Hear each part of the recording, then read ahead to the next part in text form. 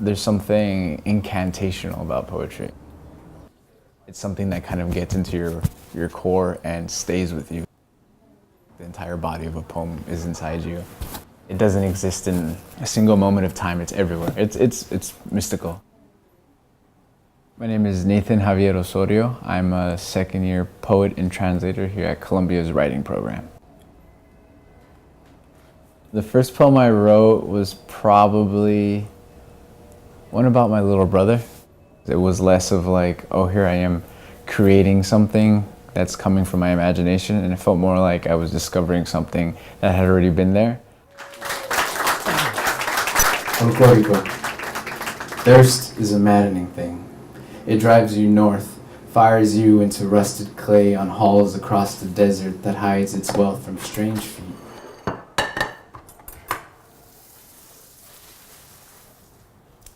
I think especially as like a person of color, you're raised reading like, here's Shakespeare, here's like Walt Whitman, here are these great poets. And then when you get to a certain age, you realize that none of them look or act or had anything really in common with you.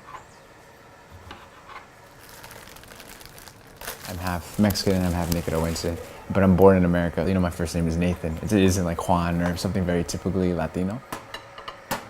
So there's that experience of being pushed away from my culture, saying you're not quite Mexican enough, like your skin's too light and you have that name and you speak Spanish with an accent. You're both too brown and not brown enough.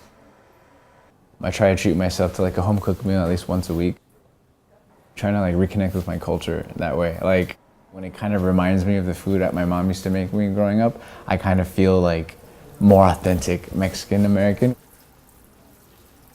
I reach to find my wallet that carries the California ID because the cop asked for papers. He said I fit the description of something born from the river.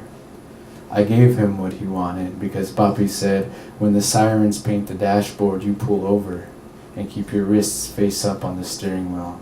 This is how you put your neck in the jaws of a larger animal, how you show you have nothing to hide. At that reading, what was really huge is that this guy, he came up to me and he says that, he was like, I'm from Texas and my parents are Mexican. Your poetry really connected with me. That's what you hope. You hope that you've discovered something in creating that poem, but that the reader also does that. So it's like, I'm no closer to the writing than they are. We're all in this together.